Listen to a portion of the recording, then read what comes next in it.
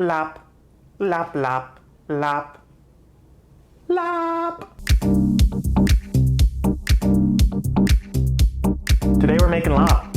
What is Laap? Laap is a Thai ground meat salad. It's something you can find pretty much everywhere in Thailand. And depending on what region you're in, there'll be a million different variations. Today we're doing a really simple version. It's probably the one that you can find the most throughout all of Thailand. All right, so what are you gonna need for this Laap? Start off with a little bit of ground pork. That's probably the most common type of meat for Laap in Thailand. Glutinous rice, lime, toasted whole chilies, chili powder, green onion, mint, Asian long beans, cabbage, a little bit of Asian shallot, lime, and of course, we couldn't do it without our good friend, fish sauce. And lastly, we got a little bit of fried pork skin or chicharron. You don't find this in every single recipe of Laap, but I like having it because it gives it a nice crunch, a nice textural component. Let us get a cooking. We're gonna bring up our pan to about a medium heat, and we're gonna add our glutinous rice to it. All right, so it's been about 10 minutes right now. I've been agitating the pan the whole way so it gets nicely evenly browned. So it looks something like this. And if you give it a little taste with my big spoon,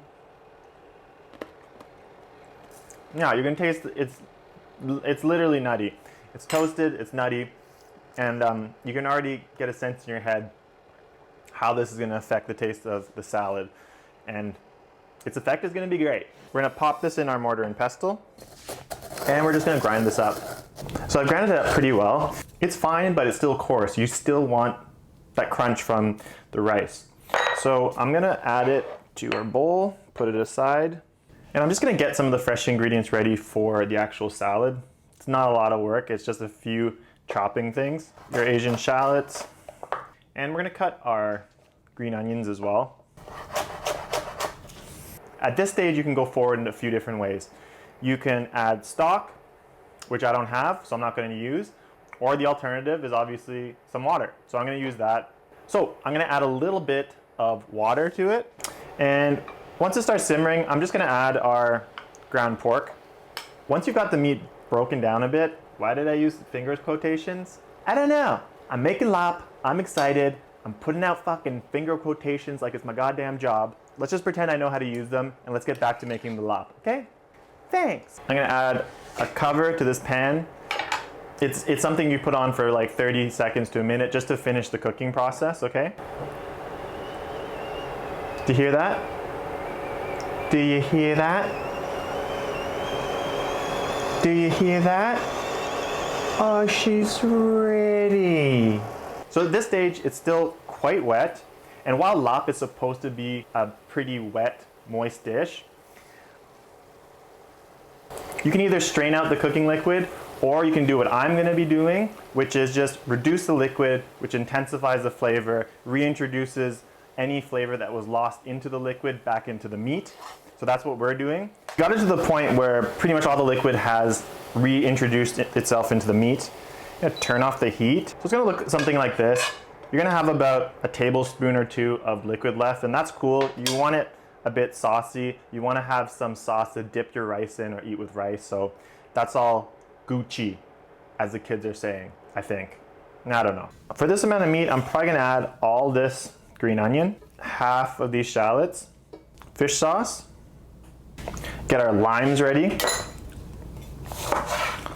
And with this version of Laap, for me personally, I go for about equal quantities of lime juice to fish sauce. This needs to be punchy, sour, salty. Sweet Laap, this version at least, that's not a thing, okay? Don't add sugar, this should not be sweet. You balance out the intensity of the Laap with the rice you're gonna be eating, with the crudité you're gonna be eating on the side. No sugar, okay? See somebody putting sugar in this shit? Birkin punt. Nothing like a good lime squeezing session. Because it's Thai food, if you guys really want certain dishes to taste authentic, you're gonna need to add a little secret sauce. And by secret sauce, I mean MSG. I know what you're thinking, save your judgments, okay? You don't need to abuse MSG. Some dishes really benefit from it, especially dishes that are meant to be savory, umami rich. It just takes it to the next level. And if you ever go to a Thai restaurant or Chinese restaurant, and you're like, why the hell can't I make this food taste this good at home? It's because you're just missing that little extra, that little dabadoo-ya. Your choice, do what you want. I'm gonna do it Because I'm a naughty little boy. Now, we have to ask ourselves a question. Do we go Thai spicy? This dish comes from the northeastern of Thailand originally, and they do not muck around with spice. If you're not used to going Thai spicy, it's kind of like being from a northern country like Canada and then going out into the first nice day of summer with a tank top, not having remembered that you've just been inside for the last 10 months with no ray of sunshine even touching your pasty ass skin, and you think, this is a great idea. It's gonna be good for the first few minutes, and then it's gonna fucking burn. This, we're starting to get into the realm of Thai spicy, okay? They would go more, but that's probably gonna be good enough for us today. So I'm gonna just spoon this boy on.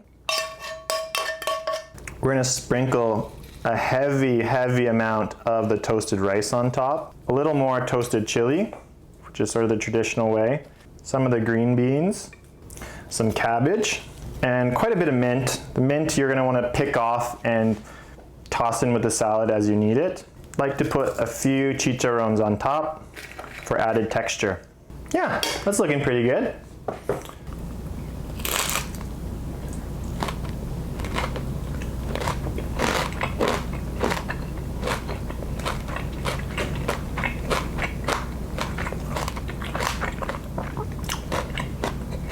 Did I just mukbang?